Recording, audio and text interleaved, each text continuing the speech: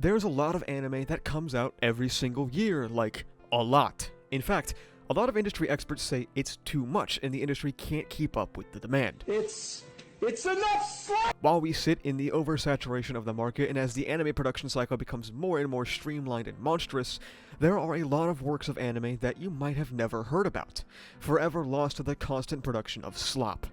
I'm not talking about the sleeper hits of the season or the underestimated of the year, but what about some of the worst rated anime of all time? Not that one. Thanks to internet convenience, these are easily categorized these days, but I don't want to watch these anime just to see how bad they are and make fun of them for 10 minutes because I feel like that's the easy approach. I want to engage with these very, very poorly received series to see what they're trying to say, the message they're trying to communicate. Ultimately, even if they have a 3 out of 10 rating on my anime list, this is still the product of artists doing what they can to create, and I want to look at it more than just its low score. Here are some of the 5 lowest rated anime out there. Okay, maybe we can make fun of them just a little bit. For our first anime, we have Red Colored Bridge, which might be one of the things on here that really pushes what you might consider colloquially to be anime. It's an anime about a bridge that just so happens to be red. Among other things, it seems. It's a 5-minute movie about something, presumably. This was the first anime I watched for this video, and it really sets the tone of what we would be engaging in going forward. A lot of the works on this list aren't low because, they're your standard isekai slop or trash anime like you might expect, but a lot of them are mostly avant-garde. Personally, that's what I expected when I first had the idea. I expected to sit through a 25-episode harem anime and maybe want to end it all before it wrapped up, or some, really simplistic, tropey isekai, but instead was greeted by this borderline incomprehensible piece of art. That isn't to say that you're stupid for not liking Red Colored Bridge. I'm not trying to play some, or I am very smart shit. It's impossible to understand and a visual nightmare. I simply mean to say that the worst rated anime aren't exactly what you would expect more often than not. They're works that are attempting to push some form of boundary or are pure, undiluted expressions of self, sometimes to a fault. It's very, very hard to chart what this short film is trying to say. There are clearly some overtly sexual themes that I cannot show on screen, depictions of US military crafts, and of course, red bridges. If you just take the film at face value, by looking at the movie itself, you might not be able to find any interpretations to work with. Red Colored Bridge is a movie that very much benefits from knowing the history of the author, Keiichi Tanami. Keiichi grew up during World War II, which is pretty much our immediate connection to US military craft, though that one was probably obvious already.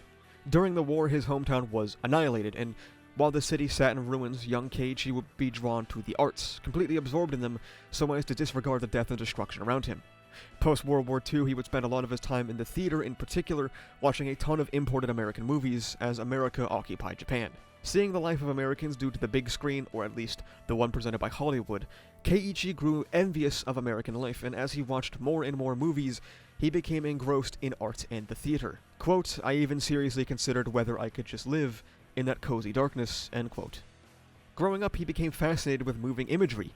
He wanted to know more and more about how things would move. This would include capturing animals and painting them to see what they would look like while moving, which is pretty odd, but that's what he did. He would work endlessly into adulthood, creating, producing, and making things move, to the point where he pushed himself to the brink of death and had to be hospitalized for 4 months, experiencing regular hallucinations due to overwork. This life or death experience connected him to death and supported his art even more, with life and death becoming a core theme of his. With this context in mind, we understand that Keiichi creates what he knows, something he admits in his own biography.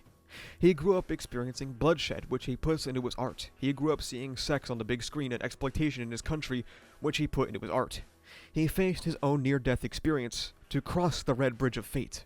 Bridges being something Keiichi speaks about connecting other worlds, escaping the cruelty of the world we inhabit, which is something he put into his work. Red Colored Bridge seems to be a culmination of his life experiences, and while you don't have to like it, it's an interesting piece for that alone, in my opinion.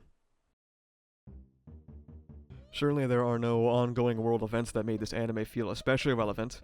You remember how I said a lot of this stuff that sits at the bottom of my anime list rankings is a bunch of avant-garde stuff? Okay, well, maybe I wasn't 100% correct about that. There are 3 classifications that sit down in these ranks more often than not. The attempted boundary pushing as the first, and the second being Hey President Trap-Kun, aka the unfunny comedy series. This is a Trump parody anime that adapted a manga made around the time of his first term in the US. It pretty clearly makes Trump look very silly and not in an endearing way. It's only 2 episodes, so there's not really much to work with, and honestly, there isn't much to say about the anime itself, as outside of toilet humor, there isn't even much to the parody. Childlike humor that isn't particularly funny is how I would describe this anime. However, there is more than one My Anime List review where the poster is mad because it's making fun of Trump, so W, I guess. This was directed by Takashi Taniguchi, who was known for making a lot of strange works. However, the source material comes from a guy named Kohei, and it's not that easy to find out more about him. It seems his main product now is a manga about a baby man, so it seems like he hasn't really strayed much from Hey President Trap-Kun, especially as he seems to also take a lot of inspiration from current events and taking a satire angle with him, like how he recently drew famous millionaire baby Elon Musk, which drew some ire from conservative Japanese readers. I also lack any context about this, but in response to the baby Elon Musk, I think some people also pointed out an earlier drawing of Kohei's where he drew a dick and balls on Genghis Khan's forehead. Someone correct me if I'm wrong on that, but it just seems like this is what the guy does. Middle school humor, but involving real-life figures. There's a market for that, I guess. Post-2025 Trump inauguration, Kohei seems to be back at it, drawing a few more panels from his very niche Trump parody manga, portraying him as a genie in a bottle who eats way too many McDonald's cheeseburgers and goes, "I have a lot of money." Very powerful political commentary. This is another one of those anime that might really push the boundary of what you would call anime. I mean, it's Japanese animation just like the rest, but it's a stop-motion claymation movie, and some people might have a very rigid view of what anime is. This is the one on the list I have the least to say about because it is even more incomprehensible than Red Colored Bridge. I mean, just look at it. I don't mean this as a knock against the work, I just don't know what I'm supposed to pull from it, not that there isn't anything. It's filled with exceptionally odd character designs, movements, and even camera movements that make it a hard-to-stomach and unsettling watch. Seemingly fleshy environments, akin to something you would see from like Silent Hill, and extremely odd framing, and it all comes together to form a truly confusing and hard-to-interpret project, and perhaps that was the intent. And that in itself is valid in some way. Born by Myself was made by people at the Village of Marchen, a stop-motion and flash animation studio in Tokyo. The film's co-director was Keita Funamoto, who seems to make a lot of this kind of content, and I tried to reach out via email to the Village of Marchen in hopes that they still exist and maybe to get some more information about this project and maybe others, but it was radio silence. With a work you can't interpret on its face, and a work where you can't really scrutinize the author's background, there really isn't much to be said or done here. The short film seems to be a strong reminder of the types of Japanese horror that was coming out in the early 2000s, and perhaps there's an inherent trend one can find in that. However, I'm not going to make this a Silent Hill video. It's an interesting film nonetheless, it just leaves some room for anything to actually be said about it. Even now writing the script, I'm just rambling at this point because having it only be 3 paragraphs would be a shame. Filler, okay, let's move on to the next one. Hanoka is a 12-episode anime with 5-minute episodes. It's also one of the anime that starts the third and final trend that I noted during my exploration of some of the lowest-rated anime on these websites, which is alien invasion. Now, there are a few ways to read this. 1. Alien invasion was a particularly strong trend in Japanese media because it was a response to US occupation of Japan. 2nd, an anti-immigration and xenophobic premise all of what people are accusing Drama Queen of setting up. Or 3rd, aliens are cool. Personally, I don't think Hanoka has much to say with the aliens, but we can get to that. The thing that makes Hanoka, well, Hanoka is its unique visual presentation, in that it doesn't look very good. That is, however, because it was animated entirely in Flash. The series is a completely ugly, poorly edited mess. However, I have to credit them for achieving what they did with the tools they used, being created by Aruji Morina, who is credited for sparking a revolution in Japanese Flash animation, before retiring in 2020 and having pivoted to now making video games. The premise of the series is about a girl named Seven. I hesitate to say named because she was just labeled Seven, and some rogue soldiers fighting for the fate of the planet after it was taken over by Citizens of the Stars, which admittedly is a raw title. Seven is also a mix between a Citizen of the Star and a human, I think, inhabited by the souls of aliens. They're called Majins. It uses this premise to say, well, very little. The first episode opens up with Seven being afraid to fight things before the main character Yuri just goes, "You're a bitch," and then she locks in, which was fucking bizarre. An issue this series suffers from is its 5-minute episode runtime. It plays an opening and an ending every single episode, and then when the OP finally ends, it also plays like the last 30 seconds of the previous episode, so there's maybe 2.5 to 3 minutes of progress every episode, so half the time the series is at a complete fucking standstill until it's not. They had this whole setup going for like fighting a big bad of the Citizens of the Stars, and we just like cut to them going there, and then they roll up and they just shoot him in the fucking head, and then they leave, and like that's the whole conflict. The series has very little to say on its face from what I can tell. Do your best or something. Ultimately, the aliens are invading because they find out about pollution, and they find it to be unforgivable, and decide to eradicate all the humans. What solves the conflict is Seven, now named Hanoka, going, well, what if things were different? Then the series just sort of ends. Do your best and pollution is bad. Okay, that's fine. The series is also a romance series, I neglected to mention that, because it's executed so terribly, frankly.